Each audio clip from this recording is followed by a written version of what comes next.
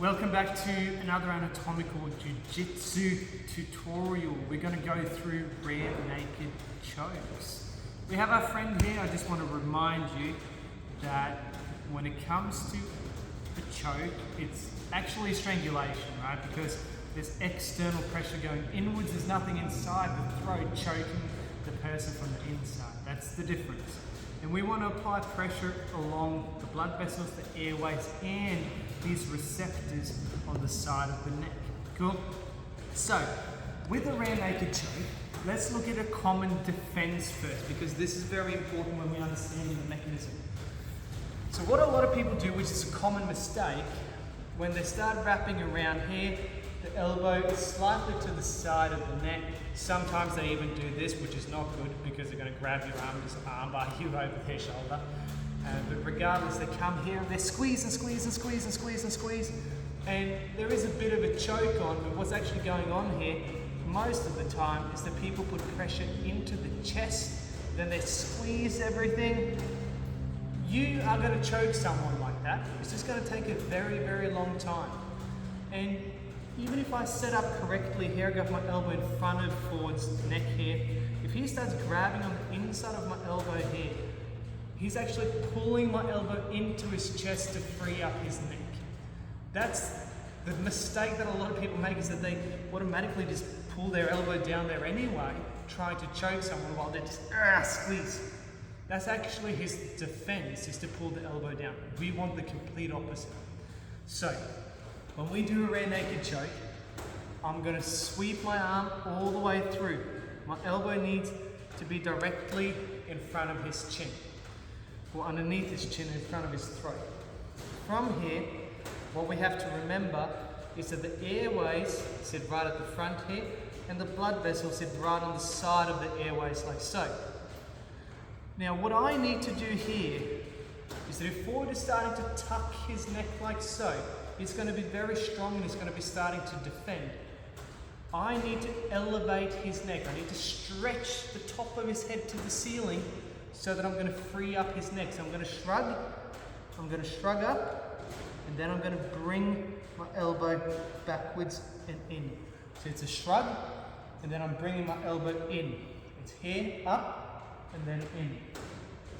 So if we're here, I'm going to secure my rear naked position. It's a shrug, and then it's backwards and in. It's very, very strong with very little effort. So from here, if Ford is starting to defend, he puts both his fingers inside. From here, I shrug, and it's still tapping within a couple of seconds. So if we look side on, if we're looking here, you'll see the movement from this side here. We're in this position, my elbow is exactly where it needs to be. I've secured my position now. We're not going through hand position at the back just now. From here, I'm going to shrug, I'm going to lift up, and then I'm going to bring my elbow backwards. So it's up and in, up and shrugging in like so. Let's add another detail. Let's look at how I'm going to use my hand behind his head. There's a couple of ways I could push his head forwards like so. Personally, what I like to do, I make a fist and I come in this position here, or with the back of my fist to his neck. When I'm here now, and I'm in this position, I shrug. I'm going to bring him towards me. Then I'm going to rotate my fist forward so I push his head into my forearm. So here, go up, shrug, then I start rotating forwards. How's that pressure? Uncomfortable? Nasty. So if you do this to me, Ford, let's review this from the side. Here is very important, the Ford's arm. Yes.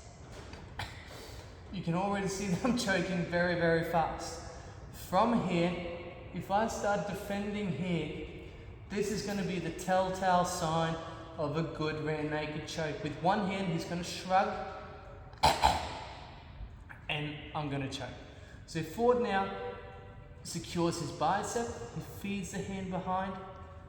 Now from here, he's going to make a fist, always making sure this elbow stays in front the whole time. Now he's going to lift up, then in, and then twist. Terrible, terrible. So we got 3 primary details. We got elbow in front of the throat here, making sure that we hide the hand behind here. And then now we're going to look at the detail of how to get the hand behind their head. And we've looked at the fist detail as well. So when I'm here, I've already hidden my hand as far behind as I can. Sometimes this doesn't always happen, that's ideal. Sometimes I'm here, whatever might happen.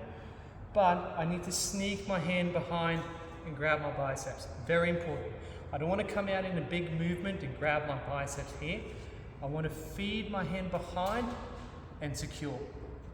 Very sneaky, very important. And then I'm going to start choking. Cool? So, whether you're in gi or no gi, on the street, whatever it is, if you want to strangle someone from the back using a rear naked choke, it's not a neck crank or anything like that. It is elbow in front of the throat, where we are attacking the airways and the blood vessels here, blocking both air and blood going to the brain. And there is a ton of pressure inside these receptors that sit deep within the muscles and other places on the side of the neck that gives you that panic alarm. If you don't know what I'm talking about, you think I'm fucking crazy, watch some of the other videos on the anatomy of choking. And then we're using the fist behind the head to tilt the neck forwards and make sure that it's a really strong choke. So relating this again back to anatomy, if someone is here, they're really, really strong when they're defending. We want to elongate their neck up, top of the head coming to the ceiling, so we can fit our arm across the neck.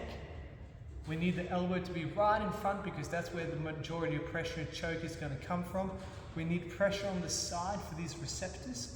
And then once we've elongated the neck and the elbow is inside, when we have the fist position and we start turning it, that's what's going to crank the neck forwards and reinforce the choke even more. Cool? So a couple of details there that's hopefully going to make your rear naked choke a lot better.